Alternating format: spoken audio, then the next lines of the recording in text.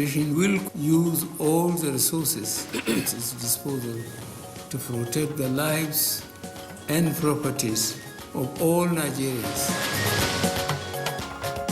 President Buhari challenges those exploiting insecurity for political gains to show patriotism. That we all have a role to play in ensuring that normality is restored. National Assembly calls for more drastic measures to tackle insecurity. If 66.666 was added across the board to the salary of public service bill, the bill will be too high for the government. The National Salaries, Incomes and Wages Commission assures workers on the payment of the new minimum wage.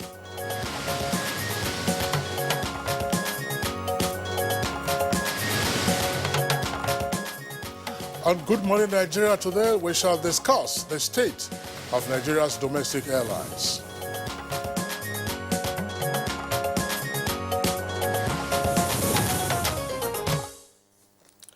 Aviation plays a significant role in the economy of every nation, and it is indeed central to the global economy as people connect from one destination to the other using air transport.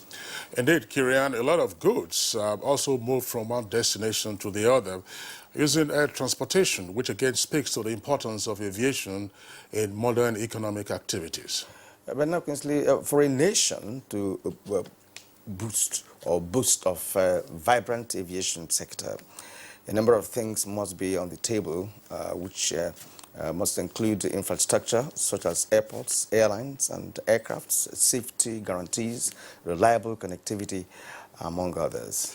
Now, the Nigerian aviation sector has certainly come a long way, and since the liquidation of the national carrier, that is Nigerian Airways, the private sector has been dominating the local aviation market. However, they are yet to meet the standards that are expected. Now, over the years, various airlines have come and gone with no concrete solution to some of the problems that appear to be making growth in the sector slow. In short, domestic airlines are still struggling to remain afloat. And part of the struggle, or if you like, the challenge, is evident in the way air passengers continue to experience flight delays, outright cancellations, and other inconveniences. And the problems appear to persist despite promises. Additionally, domestic airlines are also not taking advantage of the BASA agreement signed with other countries to introduce more international flights. Procuring new airlines seems to be challenging, and funding also is becoming more Herculean. So this morning, we shall take a deep look at the state of Nigeria's domestic airlines as we engage experts on the issues of availability, affordability, safety, training, and capacity building, among others. Now, how can we ensure that Nigerian airlines get a chunk of the Nigerian market as against the situation where foreign airlines are taking the profits? What is holding the much-awaited national carrier? The panel of experts we have assembled will provide answers in the course of the program. Thank you for choosing to join us this morning, of course, on this particular edition of Good Morning Nigeria. That's Wednesday's edition of the Breakfast Show. My name is Kirian Umayo. And I'm Kingsley Osadolo. It's always good to have you join us on the program. We're broadcasting, as always, live on the network service of the Nigerian Television Authority. We are here in the Abuja headquarters studios, and that's Nigeria's capital city as well. In the course of the program, we have our complimentary segments, and these include newspaper review, business, and others.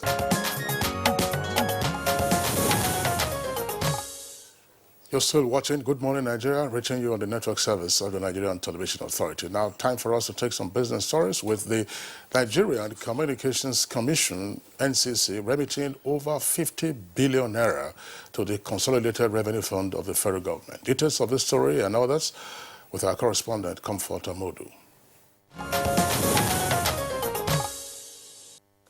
Now, we begin with the Accountant General of the Federation, Ahmed Idris appealed to the national executive members of ASU, NASU, SANU and NAT to embrace coming on board the IPPIS as it is for the good of the nation.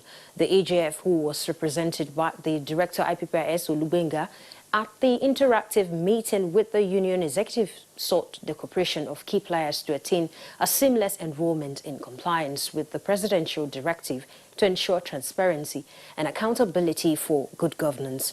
He said the IPPIS has the capacity to accommodate over 2 million of federal government employees and flexible enough to accommodate all peculiarities, adding that IPPIS presently has a staff count of 755,422 from 561 MDAs as against 23,858 in 2015.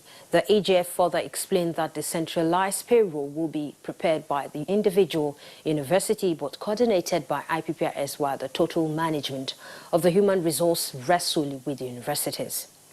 This initiative by the federal government, financial experts have applauded as they say it is the right step in the right direction. Our expectation is that it will be very effective. Meanwhile, the volume and value of electronic payment transactions increased in the first half quarter of 2019 as Nigerian interbank settlement system instant payment recorded the highest transaction with 7.9 trillion naira during the period. Now, the record shows that the volume of NIP transaction rose by 51% to 87.9 million within the period from 57.9 million, while the volume of NIP transactions increased by 23% to 7.87 trillion naira from 6.4 trillion naira in the first half quarter of 2018. Moving on, the Nigerian Communications Commission has remitted a sum of 51.3 billion naira to the Consolidated Revenue Fund of the federal government in the first quarter of 2019. The Executive Vice Chairman NCC, Professor Umar Ambata, said the remittance is in compliance with the Fiscal Responsibility Act of 2007. The NCC boasts for the states that the Commission is partnering relevant key players across all levels of government to address identified impediments to investment drive in the sector. Now, let's take a quick look at the closing figures of trade on the floor of the Nigerian Stock Exchange.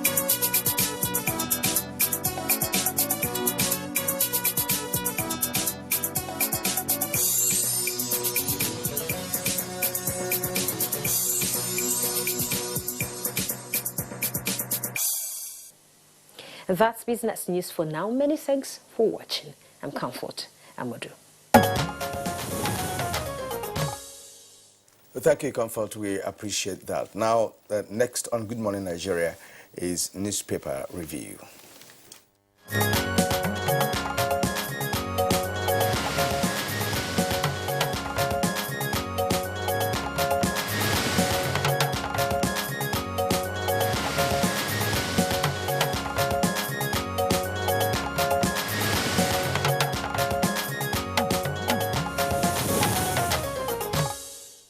Newspaper reviewer Bayo Atoyebe is right here with us in the studios. Bayo, good morning and welcome. Thank you, Kinsley. Good morning. Yeah, good morning, nice to have you. Good morning, Nigeria. All right, let's begin today's review with the Nigerian Pilot. The Nigerian Pilot newspaper. Directly below the nameplate, Atiku is a Nigerian, witness tells tribunal. That's on page 8. Don't go on strike, Senate begs university unions. Page 5 is where you get details of that story. And now the lead story. It starts with this alarming. That's the, well, I don't know whether to call it a kicker or whether it's going to be Kinsley. You will help me with this. Alarming. It's the headline. It is the headline. The headline itself is also alarming. Alarming. Again, what is the exclamation? Exactly. Exclamation mark doing at the end of... Screaming headline. Okay, now, it has 4 riders to that. 60,000 Nigerians are stranded in Libya. Nigeria accounts for 10% of abandoned immigrants. 219 migrants are of unknown nationalities. 40,000 so far repatriated since 2015. That's on page 8. And Below the photo story there, we have Kwara Assembly to revoke Saraki's houses. That's on page 7. Why crime is happening in other parts of Nigeria, as the president is on page 7. Koza pastor Fatoyimbo under investigation, says Khan, is on page 11. Reps to constitute standing committees in September, ad hoc committee on media. Senate screens Tanku for CJN's job today. It's on page 9. Okay, well, take a look at the Daily Trust newspaper. And Daily Trust newspaper, below the nameplate, there are 3 headlines there. The first comes with a kicker: minimum wage. Federal government to pay workers earning less than 30,000 naira. That's on page 3. Just building collapse. NEMA confirms 14 dead.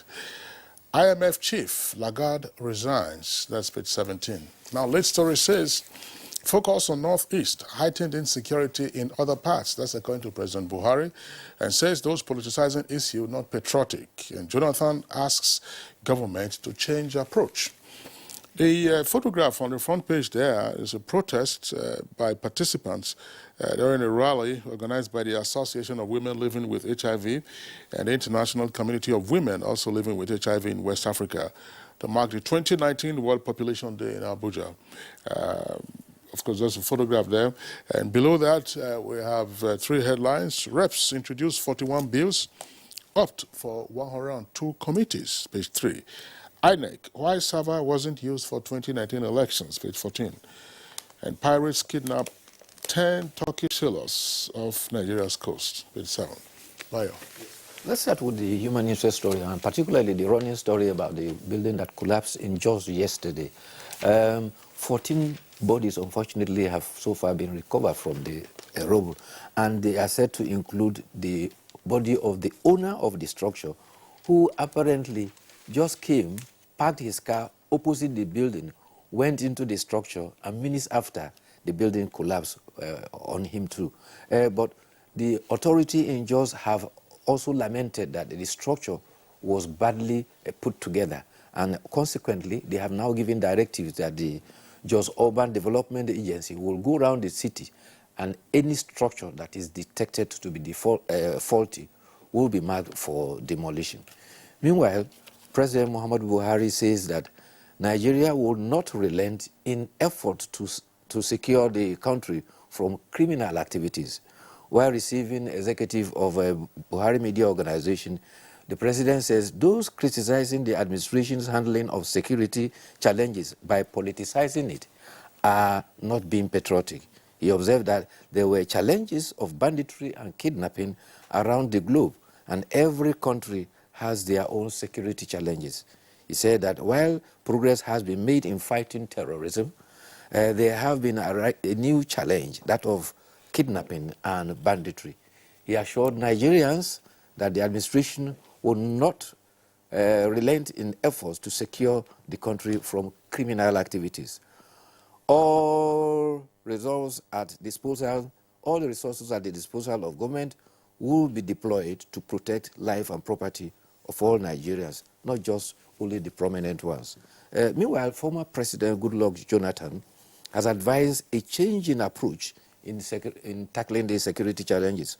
While visiting Pa Ruben Fashorati in Akure for condolence, the former president said, every generation faces its own problem, and this generation must solve the problem of kidnapping, which commenced in 2016 as commercial kidnapping.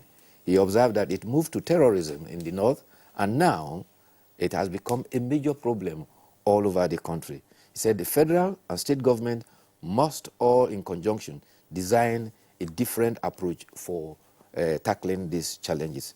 Meanwhile, at the National Assembly, the Senate President has also lamented the killing of Mrs. Olakune, describing it as sad and unfortunate. He observed that the security situation is perverse and every part of the country has one story or the other to tell. Senate President Lawan says that it will be the duty of the Senate to hold an all-inclusive national summit to consider the security situation. You will recall that the 8th National Assembly that just expired also held a security summit in February 2018. The resolutions there are still pending. I don't think many of them have been implemented. Meanwhile, Professor Wole Soyinka has denying that he made any comments criticizing the Buhari administration as published and attributed by some newspapers yesterday. He described the headline as especially gratuitous, fictitious, and dishonest. He said it is sad that unprincipled conduct that has been lacking, particularly of people who lack courage to propagate their own personal opinion that have obtained on the social media, particularly during the election, have now found their way into the print media. And therefore, he described the situation as very unfortunate. Meanwhile, there are concerns expressed by Federal Civil Service earning less than 30,000 naira a month about the new minimum wage. However, the chairman of the National Salaries Wages Income Commission says that the law says that nobody should be paid anything less than 30,000 naira, and therefore those affected will have their salaries adjusted immediately. Meanwhile, the others will await the outcome of negotiation by the Joint National Public Service Negotiation Council. And whenever that is done, the arrears will be paid accordingly. Well, I think it's important to raise this issue again, if you recall, Kieran, during the negotiation for the new national minimum wage, that the financial implication is not necessarily for the floor figure, which is 30,000. That normally you will have a consequential effect on the other levels in the civil service. This is what has come out now. The chairman, executive chairman of the Wages and Incomes Commission, has indicated that the federal government has directed, that's President Buhari has directed the immediate implementation of all those who are earning less than 30,000 at the moment. That is immediate implementation with takeoff effect from April 18th this year, when the minimum wage became law. But for all others who were before April 18th, earning above 30,000, that one is subject to negotiation. It's subject to negotiation. So say, look, okay, what would be the parity figures that each of the other levels would get? And that the figures that you would earn once the negotiations are concluded will not take effect from April 18th, but as at the date of the conclusion of the negotiations.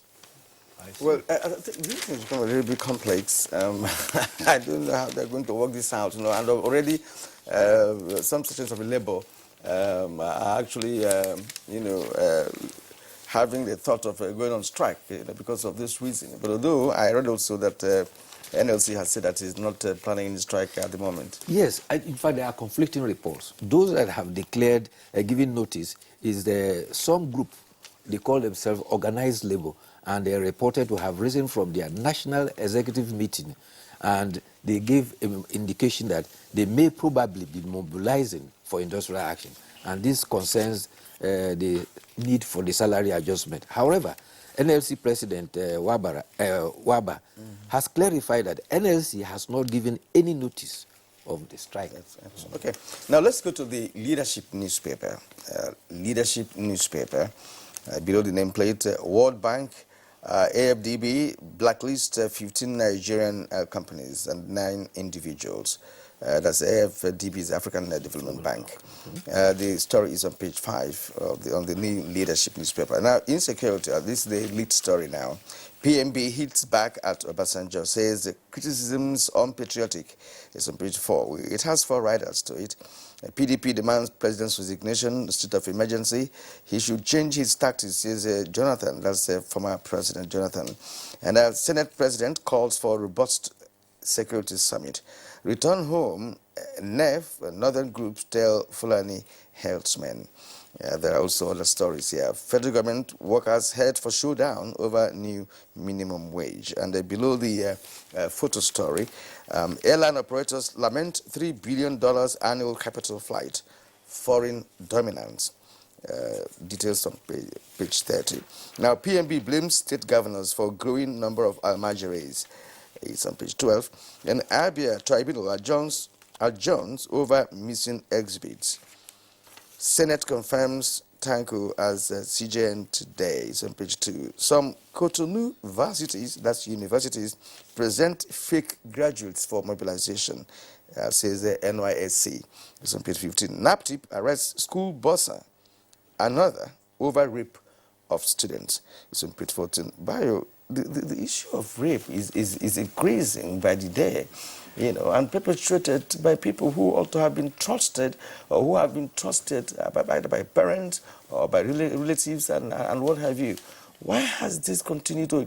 There's no day that comes and goes without the story of rape in different parts of this country. Yeah, even last week, I think we raised the same issue that hardly a day passes without one report of one rape or the other by uncles, guardians, and even in some sad situations, even parents of their own children. I don't know, the anomaly in society is becoming very reproachful. Yes. But the consequence is that these should be treated as serious offense. And you will recall the other day, the Women Lawyers Association, FIDA, had to come out and demonstrating seriously that rape must be taken as a very critical crime and handled very serious, particularly at the first point of report, particularly in the police station. And they also pointed out that there are instances whereby persons who are in custody are reportedly being also victims of this. That's right. Rape is a serious offense. I mean, there's no doubt about that. It's a felony. And we do hope that the law enforcement agencies will continue to take it very seriously. Plus, of course, the law courts. If a person is charged for rape and the facts and evidence are clear, why drag on the matter? Is it not possible to amend the laws on rape, you know, to be more stringent and... You want death penalty for it or something? Life imprisonment is okay too. Honestly, you know, because you see, the thing is becoming alarming. It's an epidemic now. It's an epidemic. In fact, 1 or 2 states have amended their law and prescribe life imprisonment for rape. It's a serious matter, and I'm sure that the appropriate authorities once again, you know, will take up that. It's just a trial. That's my main concern. A matter can go on for so long, and what happens? And then what is the attitude of the law itself? Because if the whole idea is to say, look, a rapist is a threat to the society once, you know, he is out there. So the thing to do is, in the course of his trial, what do? Do you grant him bail? Or when you now sentence him, to what length of imprisonment do you sentence him? So that, you know, he doesn't then go out there and continue to pose a threat. And that also serves as a deterrent, you know, to others. That's right. And this is the tip of the iceberg, because of the stigma associated with rape. There are many who are victims who have not even come out. Yeah, to report. To report. That's true. That's true. Okay, let's take our editorial this morning. It's coming from the Daily Sun newspaper. It's at page 15. And incidentally, it says, seamless implementation of the new minimum wage. Wow, that's what the paper is talking about. It says the government must never renege on its agreements with labor unions. It should at all times honor its agreements. Well, the editorial is premised on an error, in the sense that the editorial is saying workers are mobilizing for a nationwide strike. That is not true.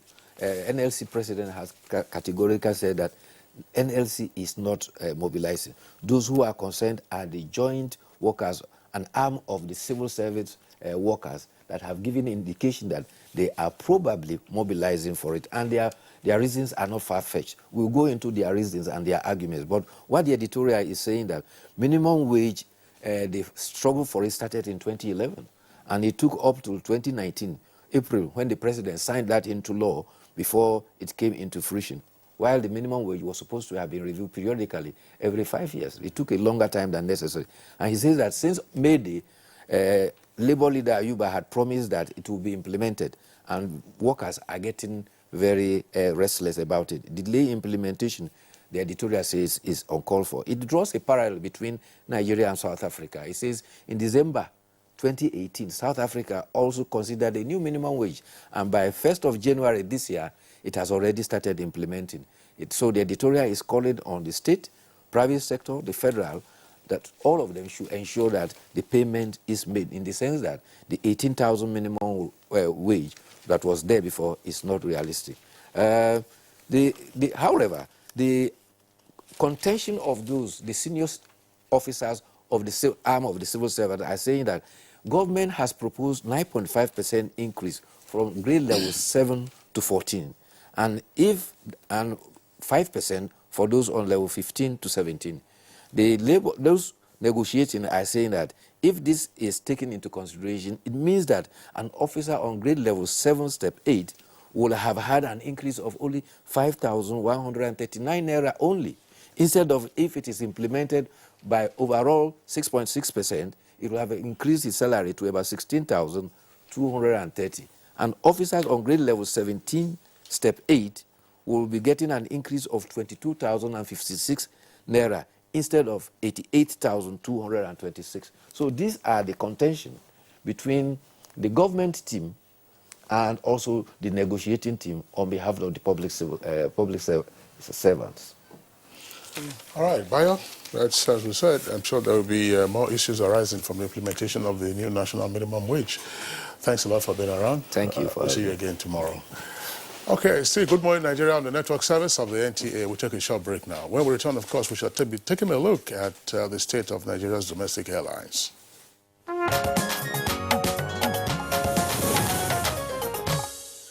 All right, it's still Good Morning Nigeria, live on the network service of the Nigerian Television Authority. As we indicated, our topic for discussion this morning is on the state of Nigeria's domestic airlines. And to kickstart this, let's take this background up from our correspondent, Aisha Ubali.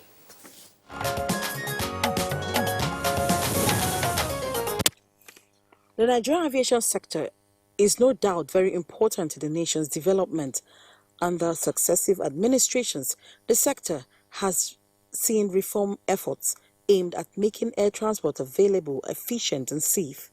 Presently, reforms in the aviation sector have seen the upgrading of infrastructure across the country, which many have commended. While the issue of infrastructure can be said to be improving, not much can be said about the growth of domestic airlines, as they are still struggling to survive. As a result of their challenges, the passengers have continued to experience flight delays, cancellation, while new routes are not springing up as expected. Also, local airlines are not taking advantage of BASA agreements to fly international routes that could try to balance the dominance of the foreign airlines in the aviation industry. According to the National Bureau of Statistics, air transportation and storage grew by 10.22% in the first quarter of 2018 from 4.71% and 0.48% in the third quarter of the same year. It is recorded that influx of passengers is more during festive periods. However, to make air transport attractive and viable, it is believed that airliners must work towards improving their operations and services, as customers most times frown at the way air operators cause unnecessary flight delays, cancellation of flights, as well as reviewing their fare, among others. It is also to ensure efficiency and best practices that the Bilateral Aviation Safety Agreement is signed among countries, which will be providing cooperation in a variety of aviation areas, maintenance, flight operations, and environmental certification. With the effort this administration has put upgrading airports across the country, observers believe it is necessary to put the same effort in ensuring that the country has its own national carrier like other countries, both for pride and profit. Others believe that Nigeria can also work on improving safety in the aviation sector as more airlines are introduced. Guest on Good Morning Nigeria will be looking at the state of Nigerian indigenous airlines shortly.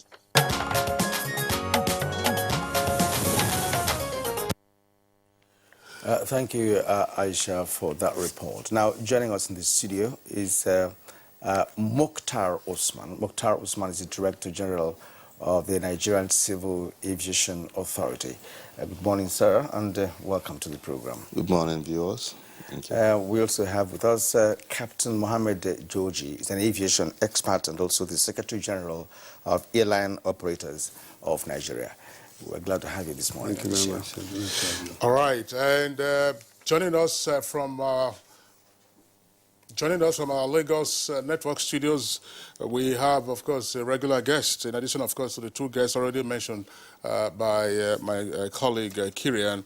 Captain Roland Iyaye. Captain Roland Iyaye is the former Managing Director, CEO of NAMA, that's the Nigerian Airspace Management Agency, and currently Chief Executive Officer of Top Brass Aviation. Captain Iyaye, pleasure to have you again with us on Good Morning Nigeria. Good morning, Nigeria. And from our Sokoto Network Center, we've been joined by Abdullahi Saroke, as the manager at Max Airlines. Abdullahi, pleasure to have you with us on the program. Thank you very much. Gentlemen, it's a pleasure to have you assembled this morning for this very important topic, looking at Nigeria's aviation industry. Well, in the opening comments, we had earlier raised the issue of infrastructure such as airports, airlines, aircraft, safety guarantees, and what have you. So let's begin by making an assessment of the aviation industry as it is today. I would like to begin with Mokhtar Usman. Thank you very much. Good morning, viewers, once again. Yeah, the aviation in Nigeria is growing, especially in the area of the commercial activities. Don't forget that Nigerian population is quite huge, almost 200 million people, highly mobile. Nigeria is well placed, and aviation is an enabler for businesses, connecting businesses, cultures, tourism, and so many other things. And this sector has witnessed a lot of growth, a lot of improvement in the area of safety and security. Thank you. Okay, George, on the same issue of assessment. Well, I think to know the future, you must know the present, and the present is a function of the past. If we go back to 15th of May 1946, Resolution 682 of the Buckingham Palace, the father of the Queen of England, this current Queen of England, King George VI, established what we call air transport in council, Nigeria, Gold Coast, now Ghana, Sierra Leone, and Gambia. Nigeria owns 68% of the whole consortium. The address was in brochure at that particular time. The question is, any progress or not? Now, it started as a national carrier, the Nigerian Airways, which later on I became the managing director in 1992. Because at that particular time, people don't understand. Nigerian Airways never made a profit in their life because gross revenue was net profit. Whatever you consume, whatever you generate, you consume, government, they pay the bill. So there was no progress at that particular time. Then in 1983, 84, 86, the government said, hey, they are sick and tired of paying Nigerian Airways debt through IAT clearing house. That's why they pulled the rug under our feet. That's why they started seizing our aeroplanes there and there. So the development of the aviation industry did not start as a private concern. It was started as a government enterprise. So there was no culture of accountability, no culture of being a commercial enterprise. That was why we have a problem up to tomorrow. So that's why now we're saying now the private enterprise have come in, they sunk in over $3 billion of their finances. The question is just we look at policy formulation, policy deviation, policy contradiction on the side of the executive. Then the owner syndrome system from the Nigerian is I'm the owner, I'm the sole, the owner, sole proprietor of the entire enterprise. They don't engage qualified people to help them run the organization. It's like a family affair. So it's bound to fail. That's why we keep on having problems, on and on and on. We were advocating before, go to the capital market, then people can sink their money, then they home aboard, isn't it? But as long as we continue this owner syndrome, we will never make any progress at all in our life. All right, Captain George, thank you very much. Incidentally, Kirian, the very critical point that Captain George has raised with regard to the business model in the aviation sector is one that, in the course of having conversations on this topic, keeps popping up. So we'll return to that issue. But before then, let's go over to Captain Roland Iyaye in our Lagos network studios. Captain Roland Iyaye, it's almost as if, we can tick off what the state of the Nigerian aviation sector is. But let's contextualize it. I mean, at a time, for instance, when Nigeria's economy was growing at 6–7%, very little was said about the aviation sector. At the time, the economy went into a recession, and two critical sectors, agriculture and solid minerals, were contributing to the climb out of recession. Nobody mentioned aviation. And today, still, you know, with the indices of the economy, the contribution of the aviation sector is hardly ever heard of. Why has this been so? Thank you very much, Kingsley. I think it's important to understand that aviation in itself cannot be an island to the economy. Aviation is a function of how well the economy is running. Today, aviation contributes about 0.4% to the gross domestic product of Nigeria, and that is a gross aberration. I mean, we should be talking about anything between 1.5 and 2%, given the population of a country. But you cannot run away from the fact that the major issues that we've had in this industry is based purely on policy formulation and regulation. Captain George has talked about issues concerning the owner syndrome. That could be part of a problem. I think it's important to go to the root of a problem. Because, you know, when you talk about issues that he's raised, I would consider those issues as consequences. So when you go to the root of a problem, you're looking at why we are where we are today. Indeed, if you take where we are or where we were from Nigeria Airways days, Nigeria Airways never needed to have failed. But Nigeria Airways failed simply because the policy of government, you know, allowed it to fail. The reason Nigeria Airways failed beyond everything else, yes, it was set up as a social service, but over time, it has become clear, or it became clear to government, that aviation was pivotal to the economic growth of a country. So it was necessary to empower and you know, empower Nigeria Airways to be able to, actualize that objective. But it was never allowed to, because there was a lot of clamor for the deregulation. Deregulation was good because it allowed other players into the market. But having allowed other players into the market, you ended up having a fragmented market with everybody coming in with similar type operations like Nigeria Airways had, because it was a model. So you ended up having what we would call destructive competition. That has continued till date, because what we have today is a lot of airlines coming in, running the same model, focusing on the same markets, which is why we have between 3 airports in the country, Lagos, Abuja, and Port Harcourt, about 80% of our total air traffic. That is not right. I mean, we have about 31 airports in the country. Only 3 airports account for 80% of our total traffic. So that tells me that something is fundamentally wrong with the policies we operate.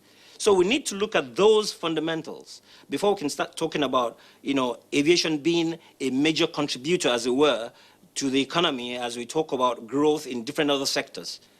As a matter of fact, aviation will not be seen to have fundamentally contributed because, like the DG said, it's an enabler. So when you look at it, the footprint of aviation is across several spectra, the entire spectrum of the economy. So you really cannot take out, when you look at it by way of just the GDP contribution, to say, well, it's not significant. Yes, it's not because of policies. But I think we can do better to say that we can grow our contribution to the GDP to, say, about 2%. Instead of a 0.4% we're at this moment. And that's simply because our policies have not looked at why we're not doing the right things or why we're not allowing the growth that's necessary.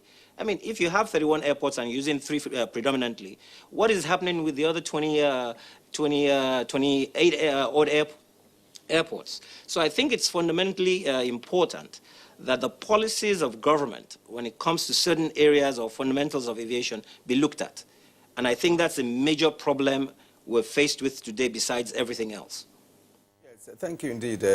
Policy of government, not just policy, but implementation of policies. We have been told at different fora, you know, that policies has never been the problem of Nigeria, but in the implementation. Now, Captain Georgie treats the history of aviation industry in Nigeria, and from all he said, we can now understand why the emergence of the private sector in the aviation business space became inevitable. But what matters at the moment is where have we gotten to, based on that emergence of the private sector in the aviation space. And I'd like to ask Abdullahi Saroki, who happens to be the manager of Max Airlines, to come in here. Let's share your own perspective as to what has happened in the aviation industry over time.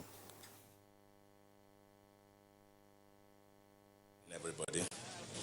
The industry was liberalized 1983 to 1984, and we've had series of domestic airlines that have come and gone. Uncountable numbers of them have come and gone, and the reason given are still with us today. Most of those reasons that we are facing today are multiple landing. In Nigeria, we have about 8 entry points for the international flight.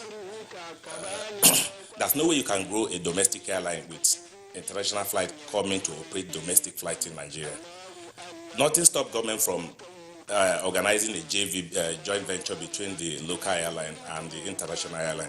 I don't see any reason why some airline will land in Port Harcourt, land in Abuja. What stopped the domestic airline from transiting those passengers out of Abuja to Port Harcourt, out of Port Harcourt to Abuja? Then the operators need to be told again that this industry is highly capital intensive, low profit margin, resulting profit, that you have to grow this industry for a longer period of time before you start yielding result. So what we have seen so far is that most of the operators think this industry is just like oil and gas, where you just come and make money and go back. But this industry takes a longer, the gestation period takes a longer period, between 20 years to 23 years before you can start yielding dividends. So these are the challenges that are facing the industry for now. So as the time continues, we'll start analyzing most of the critical areas that we need to look into, so that this industry will not just die. Well, Abdullahi Saroke, thank you very much. Kirian, Abdullahi says that it's not like the oil and gas industry where you just come and make money. Oil and gas is not a cheap industry. Yeah. The investment outlays you make in oil and gas, the investment outlays are huge. You can have a prospecting license, and then what you strike may just be nil or not commercially viable. You can have a mining license, a mining lease as it is called, and the quantity of oil you get may not be sufficient. So if you're investing, for instance, in offshore development, it's a huge outlet. But before we come back to the studios, because the regulator of the aviation industry is here with us, I would like Captain Iyayi to speak more clearly about what it refers to as unfavorable policies, and also to clarify the point about airlines, focusing essentially on 3 routes. Lagos, Abuja, and Port Harcourt. Some persons might argue that, look, those are business decisions anchored on viability. So how does the policy environment impact that? Or more generally, how does the policy environment impact the aviation industry negatively? Well, thank you very much, Kingsley. If you look at the regime of airline licensing in Nigeria, you are allowed as an airline to come into the country and set up operation, a scheduled operator. Ideally, you provide the Civil Aviation Authority with your business plan. The Department of Air Transport Regulations in the Civil Aviation Authority is actually meant to review your business plan and see to the viability otherwise of it before saying, yes, it is good to go. But obviously what has happened over the years is that this particular department has not necessarily done anything in that regard, which is why you have a situation where airlines will come in, project 80% load factor on day one, and nobody's questioning how and why.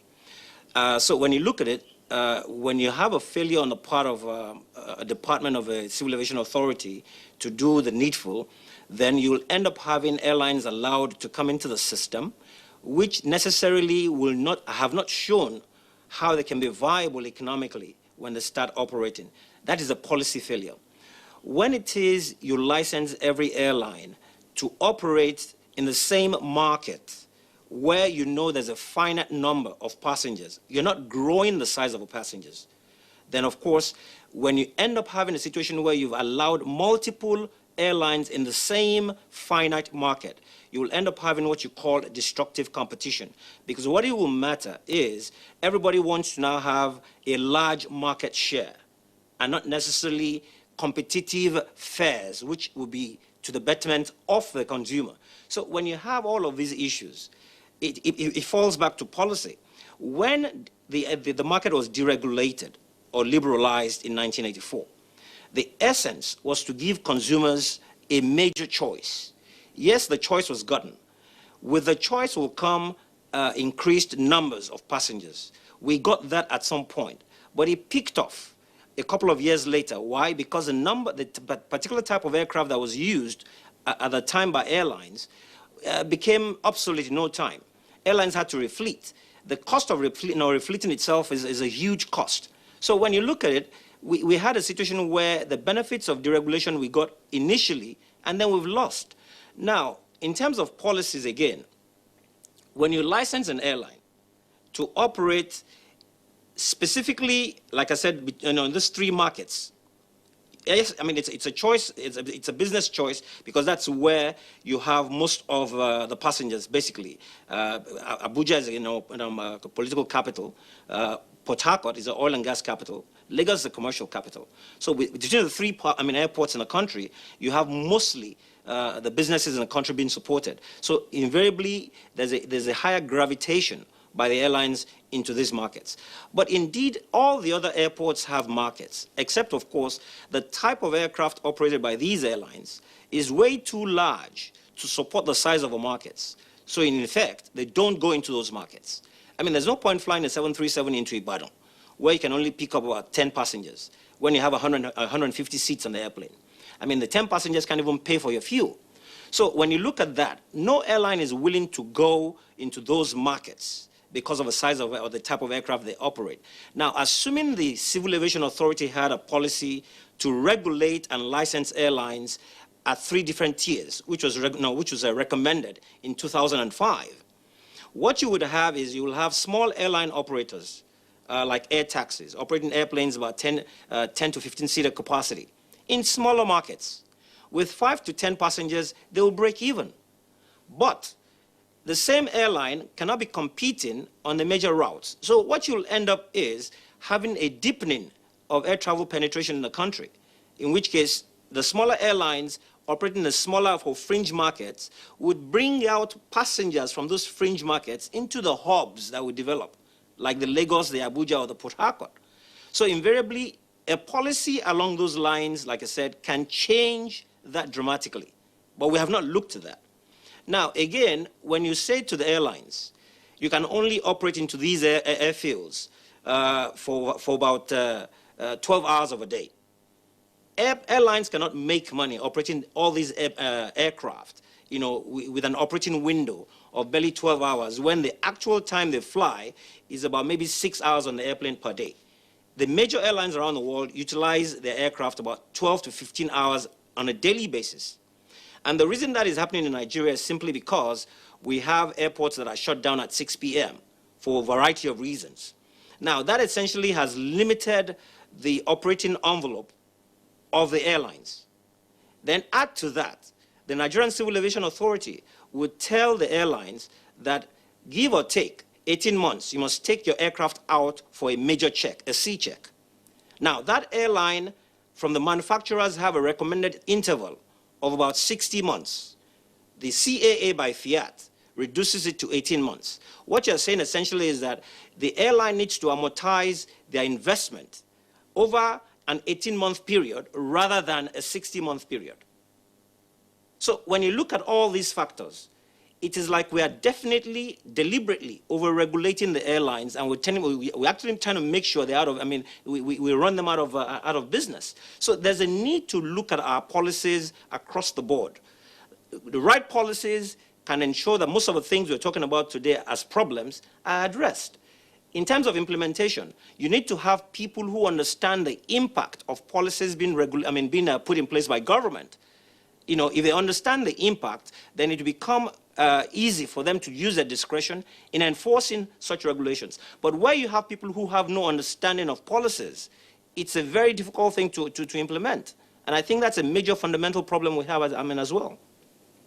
Captain Iyayi has raised very, very important, issues here concerning policy articulation as it concerns the aviation industry. And that's why we may have to bring in Captain Mohammed Joji. Would you allude to the policy failure raised by Captain Iyayi, considering also the fact that in the past, after the liberalization of the sector, we had an influx of so many airlines who had Concorde, Okada, lately maybe Soliso and others, who grounded, Was it because of this policy failure that Captain Iyayi has raised, or are there other indices, that made it difficult, for players in the sector to maintain steady growth, in the sector? You see, let me go back to where I worked before in British Airways. I worked for 12 years, from 1984 to 1976. I was a maintenance manager. When I became a pilot, I wasn't allowed to do 2 jobs in BA. So I have to take my pilot license and fly freelance. And I work full-time with British Airways as a maintenance manager. Now, there's a situation whereby they encourage the importation of foreign registered aircraft, newer one, brand new, because most of us here can never afford a brand new aeroplane. First of all, no one can trust you. Remember, financing, they say, oh, Nigeria is a kind of a prior market. Now, you are limiting me the period of which I take this aeroplane in lease. After that period is gone, I'm ended with an archive aircraft. And the maintenance cost, remember, for an aircraft is extremely high. If you consider, although the new aircraft, the cost is high, but the maintenance is very, very low. So the maintenance cost is very low.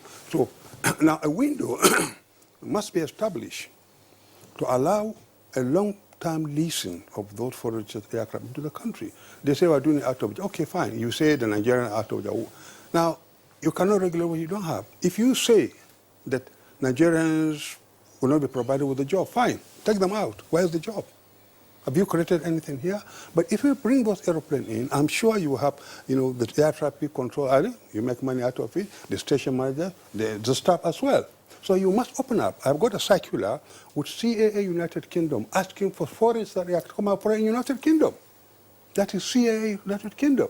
But here there's a limitation. We argue about it, somebody say no, 9 months or 1 year. We say no. Why do you do that? Now, then the other issue is the question of the maintenance facilities. Maintenance facilities here, spare parts to your maintenance, your maintenance facilities.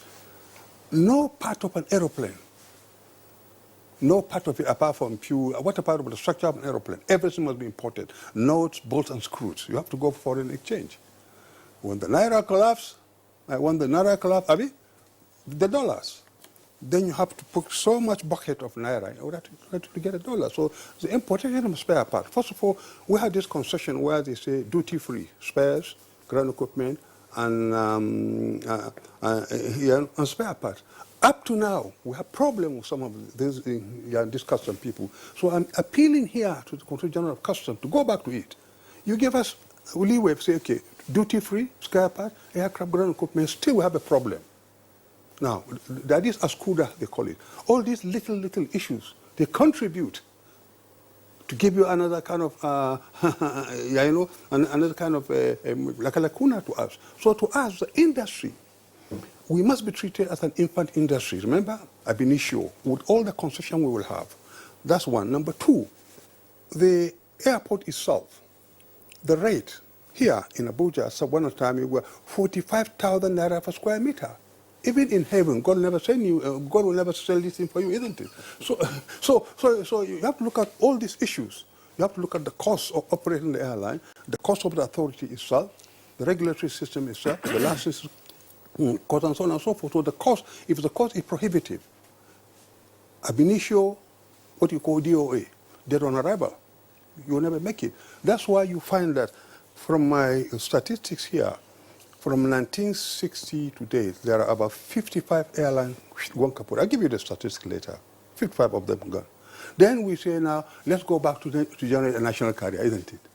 From that 1960 to 2003, there were 10 attempts here. I'll give it to you as well. So I've got all the history. When I'm going, I'll give it to you. So for future, you sit down and make another program with it. Otherwise, there's no time now to go to all of them because a hell of a lot. What I wrote in Nigerian Airways in 1992, if I give you that, believe me, you will shed tears, the whole lot of it. The indebtedness, the problem we've gone through. It's here, 1992 document. So the issue is simple. Let's go back again, back to the drawing board. Why do we go wrong? How do we move forward? Now, every time seminar, but nothing happened at all. So this time you have to get the professionals, the airline operators, the professional people, sit down with them. But if you open up the whole lot of these, say seminar for everybody will bring his own problem. So create a specific seminar for airline operators and investors, the bankers also. Now they say there was, remember the bailout scheme? They say so many billions were given to bailout. It wasn't for it wasn't for airlines. The bailout was at the behest of the bank. The airlines, they borrowed so much money they couldn't pay. So the bank go to the government, and the government pay them the money. It had nothing to do with the airline. All right, but the airlines incur the debts in the first instance. Okay, well, Captain Georgie, you've raised a number of very important points as well. And Mukhtar Usman, of course, you've listened to the complaints by the operators and what they think the issues are. We'll give you the opportunity now to begin to address them one by one. Of course, there are major issues with policy formulation, issues with almost prohibitive levies, fees, taxes, and so on and so forth that, they consider unhelpful to launch and even growth of airlines. Thank you very much. I've listened to some of the complaints that came in. Some of those were not really policy issues. To begin with, telling an airline where to go is strictly a business decision. Also, the choice of aircraft is also another business decision that the regulator will not get involved. So you cannot talk about faulty policy around that. And also the airports, government has worked very hard to ensure that airports are upgraded, new terminal buildings, runways are available just for people to utilize them. If you have only one aircraft operating or one flight operating into an airport, you cannot keep it 24 hours because it costs a lot and so on. As for the operators to take advantage of the infrastructure that has been put in place to operate efficiently. And also we are talking about competition so that we can improve efficiency also in timing. You talked about cancellations and so on. We give customers options to choose, and also the pricing also. So on one hand, you are talking about over-regulation. On the other hand, you are talking of under-regulation, because if you have to go down to that level to say this airline A will only be restricted to this sector, I mean, that is over-regulation, and you are killing the competition. And also, Captain Georgie has mentioned something about Nigeria being a difficult place to get an aircraft into and operate. Yeah, some of the major problems we have, Nigeria has signed what we call Cape Town Convention to help Nigerian operators have access to aircraft leasing, newer aircraft at affordable pricing. Unfortunately, some of the operators have misused the judicial system in Nigeria to go and prevent the implementation of that convention. And that's what is making it very difficult for Nigerian operators to be able to have access to cheap, affordable, and modern aircraft. And with the cheap, with the modern aircraft, you are able to achieve so many things. Take advantage of some of the things we have done. One, reduction in the takeoff minimum, whereby before an aircraft can take off, the weather at where the departure point must be equal to the landing minimum at that departure airport. And when the weather is below that, you cannot take off. So the aircraft remains on ground, And the aircraft is programmed to do other flights, it's not able to do. We're able to successfully do that in line with international standard best practice to reduce that takeoff minimum so that you can increase the capacity and efficiency of the airlines. And also we have put in place the performance-based navigation approaches at landing, which is satellite-based approaches at landing. If you don't have modern aircraft, you cannot take advantage of those facilities. Those that have new aircraft and they have those facilities, they're taking advantage of those, and they're able to operate more flights because they are able to operate even where the terrestrial-based landing and navigation system are not available. You know. Okay. Okay, thank you a lot. Thanks a lot, Mukhtar Osman. Let's return to Sokoto, where we have Abdullahi Saroki. Abdullahi Saroki, you promised in your opening comments that you were going to do further analysis on some of the crucial matters affecting the aviation business in Nigeria. And you have listened to other guests who have as well raised some very pertinent issues concerning that. And just a while ago, Mukhtar Usman did mention the issue of an agreement that was not properly followed or worked against by the key players, which led to their inability to have access to cheap and modern aircraft to operate in Nigeria. Now, what are your thoughts on this?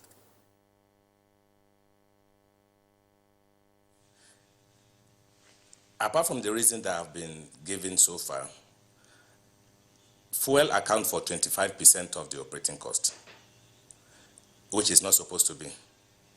We don't refine this fuel in this country. So what I expect government to do is to sit down with the regulator and see what can be done about it. We have about 3 to 4 refineries. There's nothing that stops government from refining this fuel in this country so that the cost of operating an airline will drop. One. Then on the issue of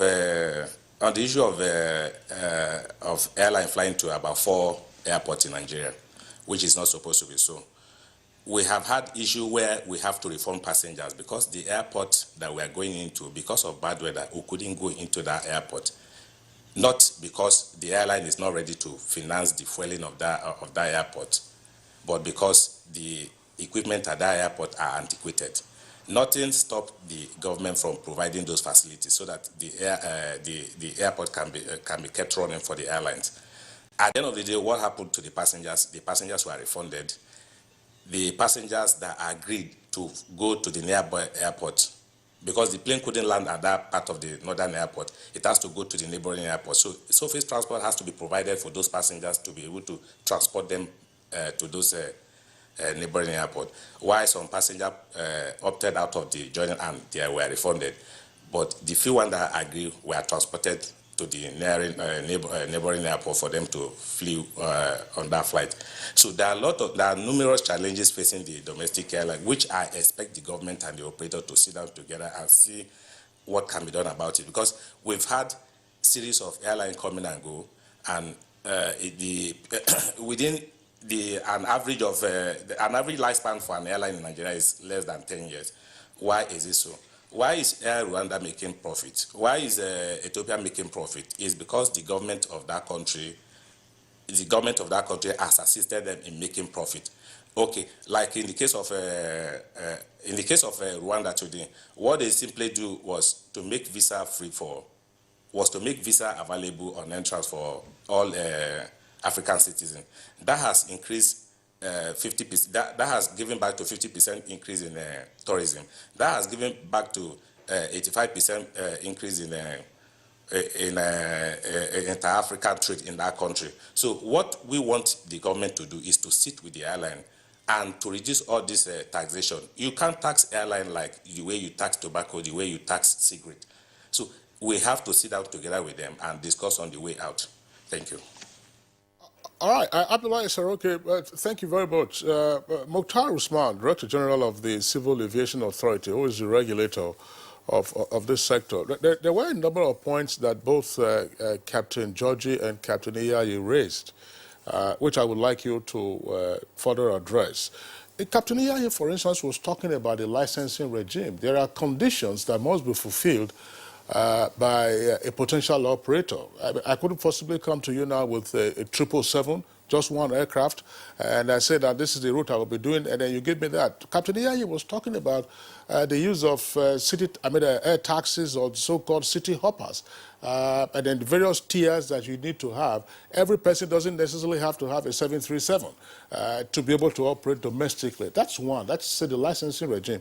The licensing fees, I recall when once we took on aviation on this program, there was a point that was raised about an airline that wanted to fly regional. And the licensing regime ran into millions of, tens of millions of naira for a baby that had not even taken to the skies. Captain Georgie has also talked about, of course, probably some of these ones will not be within your remit, talked about landing and parking fees. And he did cite the example that Almighty God himself wouldn't charge such fees in heaven for you to park your aircraft. So why do we have all kinds of levies and fees? It's as if regulation is also now being conflated with revenue generation. Thank you very much. I'll start from the last. The charges we have in Nigeria are not alien to aviation. All those charges are done everywhere, and we are expected as aviation to be able to recover our cost. So the charges have not been changed.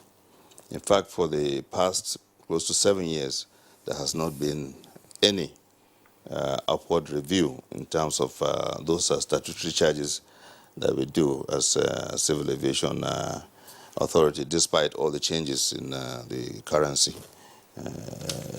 fluctuation.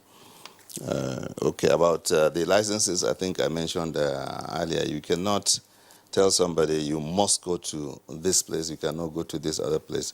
Once the individual has done his market survey, he has done his numbers, and also he has fulfilled all the requirements, and where he's going to go, the equipment he has can be accommodated at that place. Of course, you cannot take, for example, a 777 and go to an airport that has limitation on 777 and so on. We definitely will not allow it, and so on. So it is not unusual. And talking about landing fees, parking, and so on, anyway, we are not God, so we are asked to recover the cost because we have to provide the services efficiently, safely for an operation. If the airports or the air is not safe, nobody will come anywhere close to air. And we all agree that air is the safest mode of transport and is the most preferred means of transport. It's fast, efficient, and it's also safe. And I think there was an issue of somebody mentioned multiple designation of airlines and the entry points into the country. The market is huge. African Union took a decision to open up the continent because the interconnectivity in the continent is the poorest in the world. In the days of Nigeria Airways and Air Afrique along the West Coast, there was seamless movement of traffic. Unfortunately, those are now history and so on. And now Africa wants to be seen as one continent, being able to connect. If you want to fly from here to, for example, Niger is about the nearest to us here. You don't have direct flight. You have to go through other places. In fact, there are some places here in Africa whereby you have to either fly to Europe to come back to Africa, and it's not very good. It's in that spirit that the SATM, which is a single African air transport market, was signed. Nigeria is a signatory to that. And it is to open up, increase efficiency, competition, connectivity, and so on. Also, I know government has come up with a roadmap on aviation, which would take care of so many things, like the issue of the maintenance, repair, and overhaul center as part of the project, part of the policy of government to have it in Nigeria, to be able to attract and retain the foreign exchange also to create employment in Nigeria. Also the issue of coming up with a strong national carrier, which will take advantage with all these potentials that we have as a Nigeria. You know how many airlines come into Nigeria, and it's because the market is there. That's why they're coming. So we urge the domestic operators, and we continue to work with them to take advantage of the potential passenger in Nigeria, because Nigerians are highly mobile. They move a lot, and so on. And I think somebody mentioned about the refining of aviation fuel in Nigeria. Is something that would be good. Some time back, before the coming of this administration, even availability of fuel was a problem. But you can see now it's a thing of the past. It's been sorted out. The next level would be to refine this product to make it more available here and more affordable.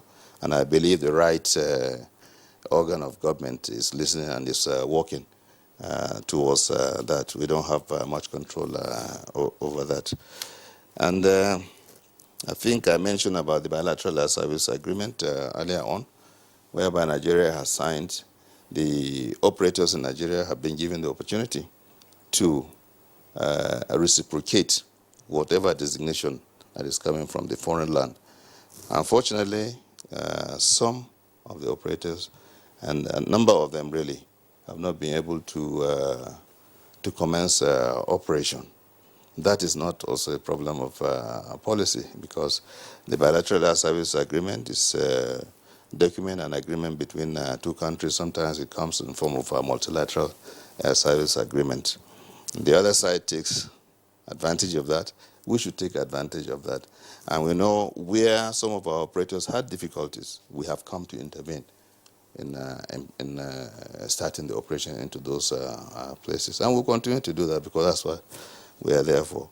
But as of regulating where an airliner goes to, unless that airliner does not have that capability, and the air operator certificate that is issued does not restrict somebody, it says whether it is for passenger, cargo, schedule, and then the other one is for non-scheduled operation. So we don't issue it with restriction.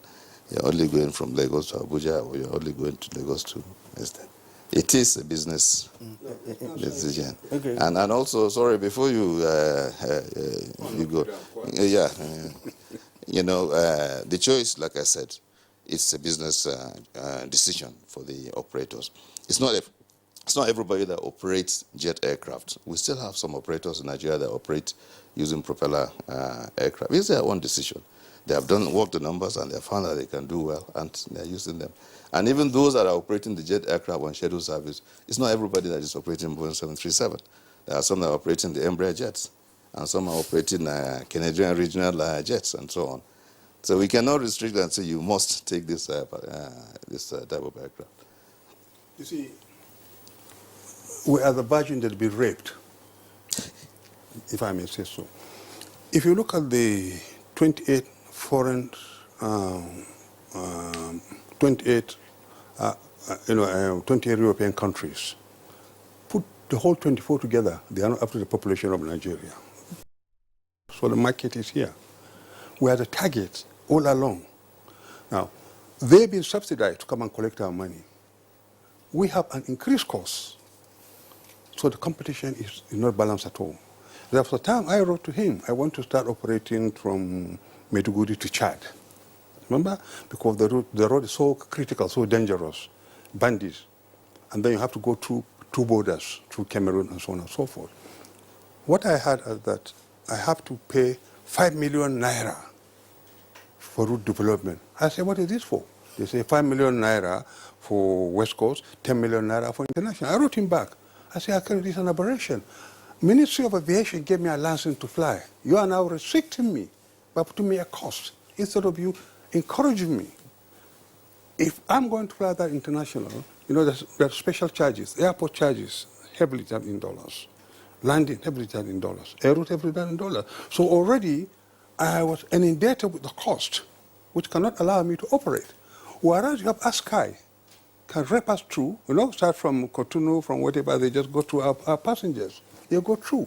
So us here, so also the policy of charges. We're saying, okay, there is this 5% ticket sales tax. Of course, they are the major, you have the major beneficiaries. That money should be for aviation industry. So what we are asking, as other parts of the world are helping their own country to come and take our money, we also need to sit down and look at what it is here that the operators would like to grow and cut down our operating costs. Because we have a very, very extremely high operating cost. Yes, I understand some of the policies is there, but some of the issues is related to the owners itself. As I said earlier on, this owner kind of a syndrome. There's no proper financial planning. But the banks are shying away from airline. You know that. They call it what you call the airline, the aircraft floating assets. So they cannot use aircraft as security. Most parts of the world, the aircraft is used as security. You are telling me it's floating asset. Of course, you have to fly. So these are the kind of things. Mukhtar Usman, did say earlier on that there's a roadmap on aviation. But if you think backwards, you will recall that we've had such roadmaps in the past. It's not just in the aviation industry, but in other sectors of our national life, which after a while never, came to fruition or brought anything on the table in terms of improvement in such sectors. So now, it appears that the challenges in the aviation industry are multidimensional from all that we have, all the comments we have made so far. And I'd like to return once again to Captain Roland Iyai, who is a former MD and CEO of Nigerian Airspace Management Agency. Now, there are points raised by our man in Sokoto, Abdullahi Saroki, and that has to do with the obsolete equipment at the airport. He also mentioned that some vital equipment may also be lacking, and that compels some airlines not to fly in some areas of the country because of the fear of inability for the aircraft to land in airports located in those areas. Now, what can be done? We've talked about government sitting down with operators, taking a decision on the way forward with concerns of improving the aviation industry. What should be the meat of such conversation in terms of deriving a better alternative to what obtains at the moment of what to change the history of the aviation industry in Nigeria? Captain Joji cited Rwanda and other parts of the world where the aviation industry is assisted by government to function effectively and efficiently, and of course to operate, not to operate at a loss. Thank you very much, Kieran. I think it's important that our government officials understand that aviation is international. And to that extent, that's what you call aeropolitics. I want to disagree a bit with what the DG has said, because he's actually waved off all the issues, pretty much saying that, this is not our responsibility, it's not our business, pretty much. I disagree. Now, the remit of the Nigerian Civil Aviation Authority is twofold. One, aviation safety and security, safety oversight, and two, the development of the industry. There's a precarious balance between the two. Now, the truth is, if we go back to what obtains, I'll cite two international examples very quickly. Very close by here, we have Ghana. Ghana has only 5 airlines licensed to provide scheduled services. Top Brass Aviation went to Ghana to try and license our operations there. And we were told categorically that, no, we will not license you as a scheduled carrier, but as a non-scheduled carrier. Why? Because they're taking cognizance of the size of their market, and they realize that if they allow too many operators in that market, then they will have what you end up calling destructive competition. They would rather one airline fail, and then they can now upgrade another airline to replace it. In Brazil, Brazil has a population of about 212 million, thereabouts. A couple of years back, Brazil had about 18 million as a number of passengers traveling through its airspace annually. It re-regulated part of its industry.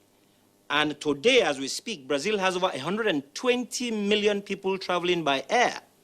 Now, the point I'm trying to make here is, if you recognize the flaws in your policies, I think particularly it's important that people understand their responsibilities. You would understand that if you don't do certain things properly, the lack of what you're not doing, the action or inaction, actually impacts the industry one way or the other, in most cases adversely. In the case of Nigeria, we have 200 million people. Barely 12 million fly by air. What I see has happened is that there's been a total abdication of responsibilities by the concerned agencies, because I believe that somehow we do not understand what our roles and responsibilities are. If the NCA, and I repeat, the NCA has a responsibility to ensure that the airlines thrive. If you know that 50 airlines in the market will not help the market, why license them? Because, I mean, we're talking about capital flight. All the money is invested by the operators to set up airlines. If the monies are lost, it's money lost by Nigeria. Because, I mean, we're using all these monies to acquire assets and everything else from outside the world, and we're making it seem like, oh, it's their business. It is a country's business. So the regulator must understand that he owes the country a responsibility to ensure that the airlines survive. That's the first thing. Yes, you have that remit to have safety oversight, but it's a precarious balance. So where things are not working, it is a responsibility of the NCA to say, why is it not working? And actually go on to find out what can be done to ameliorate the situation. So it's not a way of passing it off and say, oh, it's not our business where the airlines fly to and all that, we've deregulated. Yes, you have deregulated and it has failed. When you have failure, you must have to find out lessons learned to make sure that you can reverse that trend. Otherwise, it is not in the interest of the CAA or the industry or the country. So I don't believe this idea of saying, well, we cannot regulate where the airlines go to. No, you can license the airlines and limit their scope to address the various markets and grow the overall market in the country. If people focus on niche markets, and then you have a couple of operators that are doing the major regional operations, we would feed the regional operators by taking people out of the niche markets into the major hubs. So when you do that, you are growing the market. We would have more than 12 million people flying by air. Probably double that number in less than maybe 5 years. So the point is, do we have people who understand the impact of what they do or do not do at the helm of affairs? So, I mean, I don't buy the idea that, we can sit down all we care. We've had all the JOJOs. In 2013, the former Minister of Aviation then, Stella Odua, had a policy. The policy introduced certain things that didn't make sense in the industry. We shouted. I mean, they wanted to regulate the non-scheduled operators as a source of, getting more revenues in. So when you look at it, it's as if the idea is to increase the internally generated revenues of the various agencies. Meanwhile, all these agencies are designed for cost recovery. But I doubt when the last time we had an audit of all these agencies in terms of financial audits. I can almost certainly say that there's surplus in all the agencies. Otherwise, why would we have a situation where 6 billion was taken out of an agency in 18 months and nobody knew about it? So the point is, we think the airlines are being over-regulated. The policies are not sound, in which case it's creating major failures. So we can talk all we want. If these issues, the fundamental issues are not addressed, we will still end up back at the same point we're at. So what we should be talking about is, what can we do differently from what we are doing, which is already failing? It's as if we're saying, we've always done it this way, therefore we'll continue to do it that way, even though it's failed. The point is, what are we learning from what we're doing to do it differently? If you know that you have too many airlines in the market and it's creating, it's not competition that is helpful to the consumers, then what do you need to do to change that so that the consumers can benefit? Today, every airline is charging the same thing for fares going to Abuja. There's no competition on fares. No airline is saying, no, we'll do it at 5,000 naira to compete with the night buses. Nobody's doing that. Why? Because the structure of the industry will not allow you to do otherwise. Airlines are throwing capacities in, and that's a competition, not fares. So the policy has to address that fundamental flaw. And that's what I'm saying. And that responsibility falls back to the CAA. And they can't shirk away from it. So the DG telling us that it's not their responsibility to regulate where they go to because they've liberalized. If you've done that and it hasn't worked, what have you done to address it? For me, that's the question that needs to be answered. Well, Dr. Yayo, we're going to take a short break, but I want to ask you this question and also try and respond a bit briefly, because the issue of business decision will also speak to the management or business model that the airlines have. I'm just thinking aloud now as a layperson to say, look, if an airline operator came up with a business plan to say, for instance, you're talking about growing the numbers of flyers or air travelers per annum in Nigeria. Why, for instance, is it difficult to have air services from Port Harcourt to Kano without having to go to Lagos first or come to Abuja? Why is it difficult to get air services from Port Harcourt to Kaduna, or from Yola to Sokoto, or from Kano to Mina, or wherever, so that the city hubs that we're talking about can proliferate? Is it a challenge of acquiring aircraft, or financing the acquisition of aircraft, or insuring the aircraft, or just the overregulation that you've also complained about? Very quickly, I would say this. I mean, if the CAA has a responsibility to vet a business plan provided by an airline before licensing, did it do the proper due diligence? If an airline says to you they want to do Lagos-Abuja like everybody else is doing, and you know that on a daily basis at 7 a.m., you have like 15 flights between Lagos and Abuja between 7 and 9 p.m., what have you done to address the, I mean, do you have numbers in terms of passenger statistics to show you how many passengers you have on that route, to show that the airlines you're allowed to fly this number of frequencies are viable? Have you done that? That's the basis, that's where to start. If the CAA hasn't done that and said, well, because the airlines say they want to do it, they've allowed them, they haven't done their due diligence. So again, if you tell airlines that a particular route is already saturated, which the CAA can say, the airlines will be forced to look elsewhere, and in any case, the airlines will be forced to look at the right type of aircraft for whatever markets they need to look at. So I think the first thing is the CAA needs to do a due diligence on the mode of licensing airlines, so that every airline that is coming in is seen to focus on a niche market that it can actually serve and be viable, rather than come into the same stream of what the market is right now that all the other operators are going into. So I think, in answer to your question, the CAA needs to start first by doing the proper due diligence in licensing airlines. Thank you so much, gentlemen. This conversation is becoming so interesting, and a lot of gray areas in terms of the aviation sector being played up. But at this point, we would like to take a short break. When we return, we will as well ask Mukhtar Usman, the Director General of the Nigerian Civil Aviation Authority, to respond to some of the issues raised by EIA.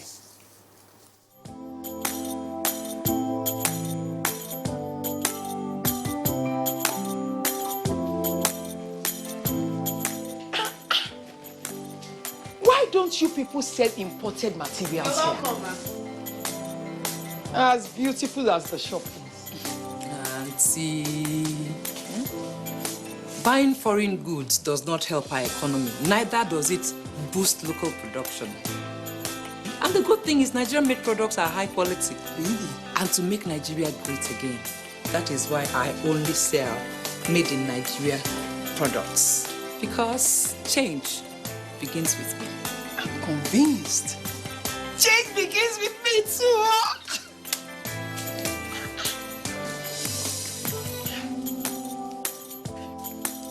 Change begins with me. This message is brought to you by the National Orientation Agency in conjunction with the Federal Ministry of Information and Culture.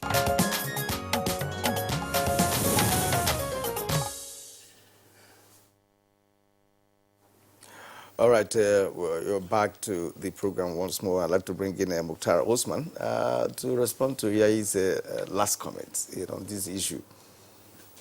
Thank you. I've said it before, but I'm still going to go back again to it.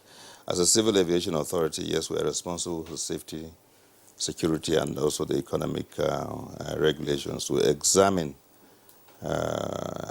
business viability based on what has been provided by a prospective operator, we do our due diligence. However, you still can't tell somebody who says he wants to do something and that he has done and the numbers are all looking good and so on. You tell him that you are restricting him to somewhere because, as I said, we want to give all air travelers opportunity. And when there's competition, competition brings in efficiency and also lower pricing. Certainly the rates are not flat, it's not fixed. Because of competition, some airlines charge more than others.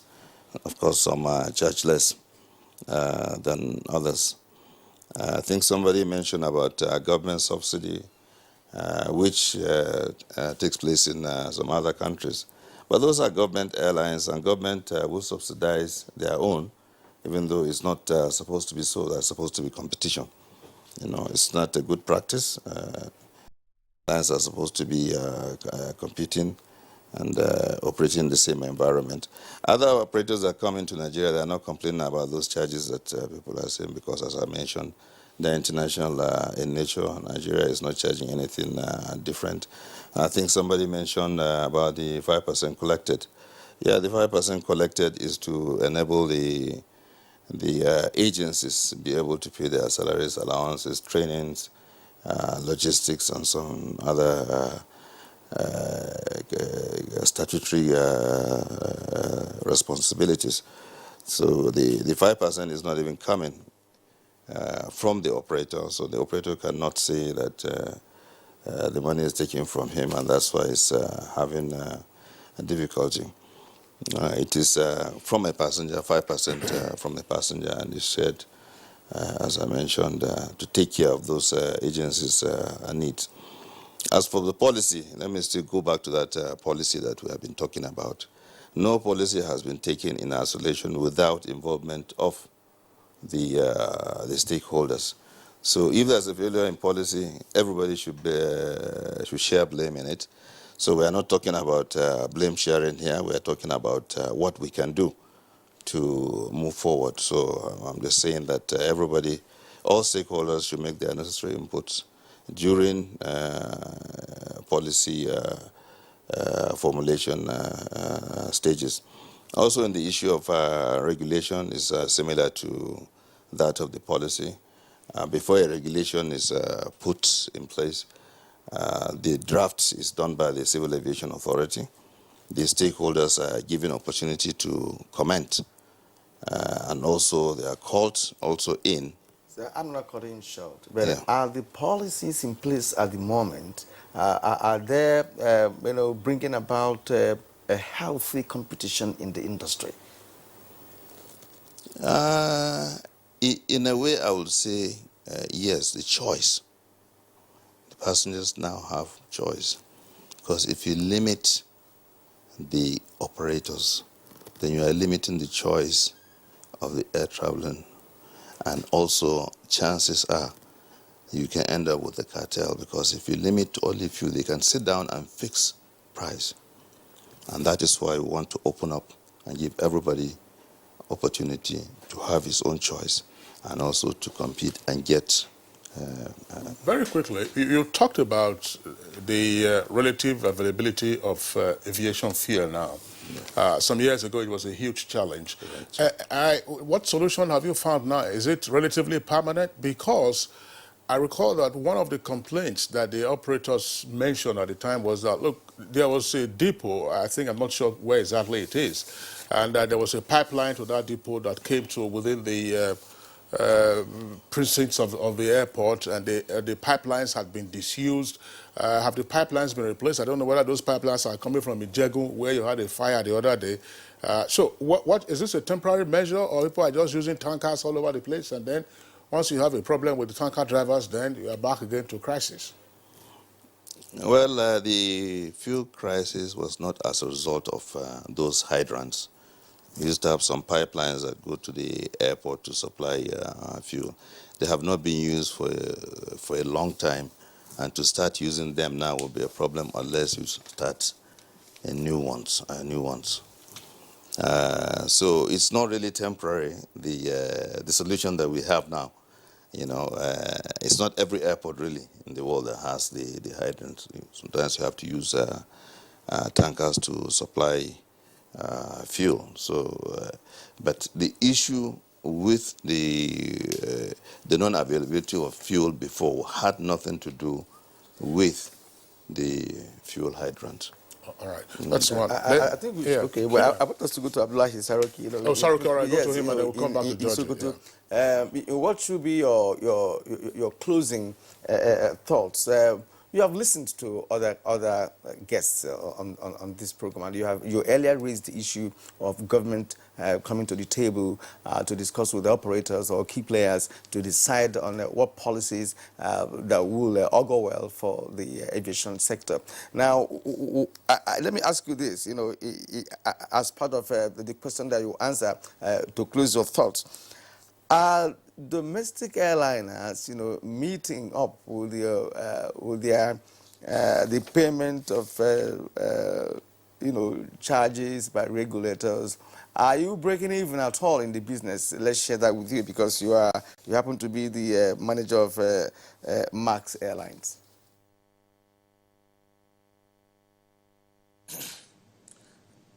The breaking even is global.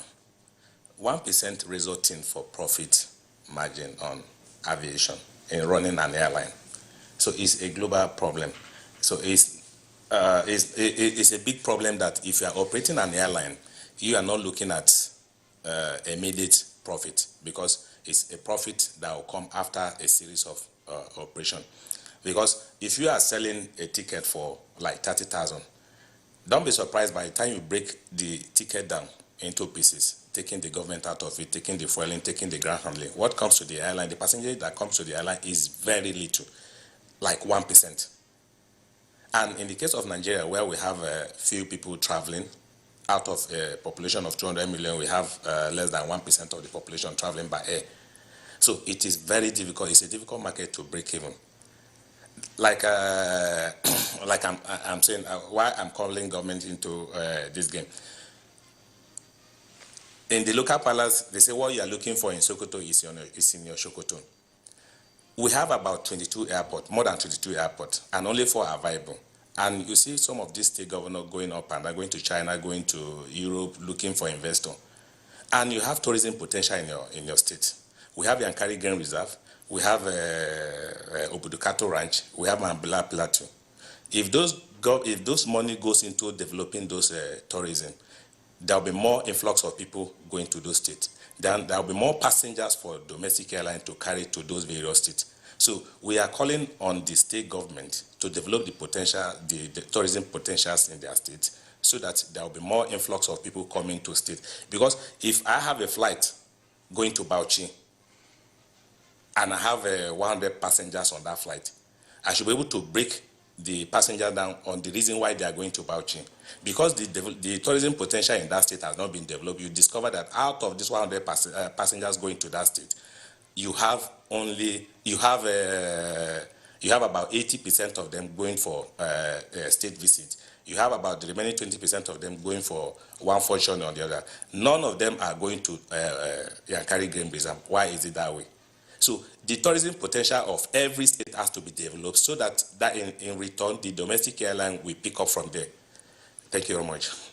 Okay, thank you very much, Abdullahi. I mean, I won't have time now to still ask you why local airlines are not flying other, shall we say, unpopular routes. You are in Sokoto. Why are we not having services from Sokoto, direct flights from Sokoto to Port Harcourt, for instance, or from Port Harcourt to Kano, or from Sokoto to Maiduguri, direct flights? You don't have to come to Abuja, or from Mina, you know, straight to Maiduguri. If you are from Abuja to Mina, it will take you just about 2 hours. You get to the airport, and then you catch a flight that takes you to Maiduguri. That will be a question for another day. Very quickly, back to Captain Georgie. You talked about maintenance and spares. Why has it been difficult for us to have standard maintenance center, maintenance hangars? There was one that was being constructed at Uyo Airport, And it was said to accommodate seven at the time, 747, at least 3 of them, you know. So why has it been difficult for us to have maintenance services in country? I mean, Ethiopian Airlines continues to do it. And years ago, or about 2 decades or so ago, I remember South African Airways, their maintenance hangar in Johannesburg, I was in an aircraft there on a visit, 747 belonging to Lufthansa Airlines undergoing D-checks.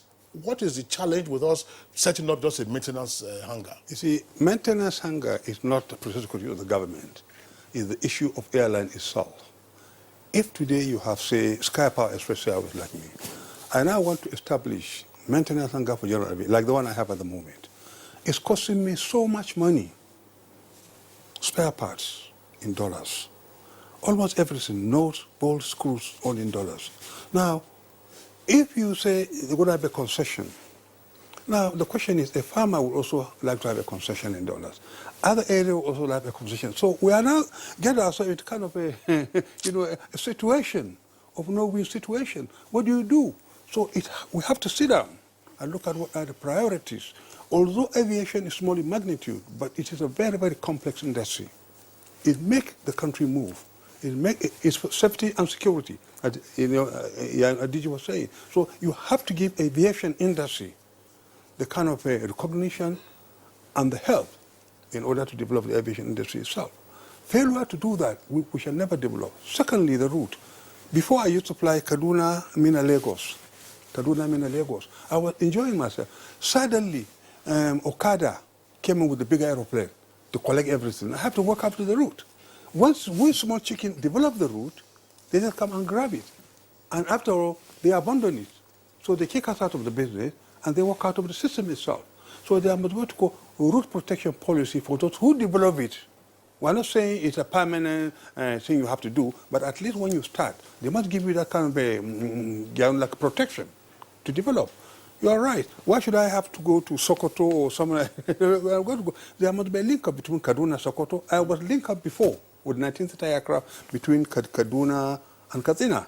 I was very proud to tell you, before the president, Buhari became the president, he was using that service, that particular time, from Kaduna to Katsina. Unfortunately, now the costs become too prohibitive. You have to abandon the route. Well, you see, so these are the issues which you have. Then the other issues which I'm also asking you, the inspectors who have a problem on that, the DGs here. Now, ICAO stipulates before you become a surveyor and inspector, you must be a licensed engineer with 10 years relevant hands-on experience. What do you have now? Somebody with BSc, MHD, PhD, never hold a screwdriver in his leg. And now coming, no, I'm sorry, I'm not, you see, will regulate you. So the cost is becoming so much. On our side, that's the problem. Otherwise, so the cost is becoming so much. So I like the DG now. Please look into that issue. It's a problem we have at the moment. I think the DG in the, has said that a new roadmap for the industry is coming, and when that happens, we'll know whether some of these issues have been articulated in that, and see ways that we can change what the trend. What do you want to put a road or what? No, to address some of the issues you have raised, and Captain Joji, you, Iyai, and all our guests have raised. So we believe that when that comes on board, that we'll be able to see some changes in the sector. So at this point, gentlemen, we would like to thank you, Captain Joji. Sorry, the airport here in Abuja, the second runway, please, it's very important. Okay. It's very important. And he is here listening. Mukhtar Osman is here. That would mean more traffic into Abuja, more traffic elsewhere. No, sorry. The second runway. There are other airports. The second runway is for security and the seat of government. Support all the government officials from all over. They came to Abuja. Thank you. And that runway is closed. Captain George, thank you very much indeed. Mohamed George, thank you very much indeed for your contribution this morning. Thank you. He's an aviation expert, Secretary General of Airline Operators of Nigeria. He was a pilot. Are you still flying? He was a pilot. Are you still flying? Oh, God. If you ask me to fly now, I think I'll fly. All right. Thank you for coming. And we also had the DG of the Nigerian Civil Aviation Authority, Mukhtar Osman. Thank you for coming. Thank you for having me. Captain Roland Iyayi, former MD, CEO, Nigerian Airspace Management Agency, and currently CEO of Top Brass Aviation. Thank you very much indeed for your insights. And again, from Sokoto, Abdullahi Saroki, manager at Max Airlines. It's been nice sharing your thoughts on this edition of Good Morning Nigeria. Well, for now, Kingsley, I think we... All right, so that does it for us on the program. We're back tomorrow, same time, 7 o'clock in the morning. Until then, do enjoy the rest of your day. My name is Kingsley Sadolo. And I'm Kirian Umayo. Have a great day.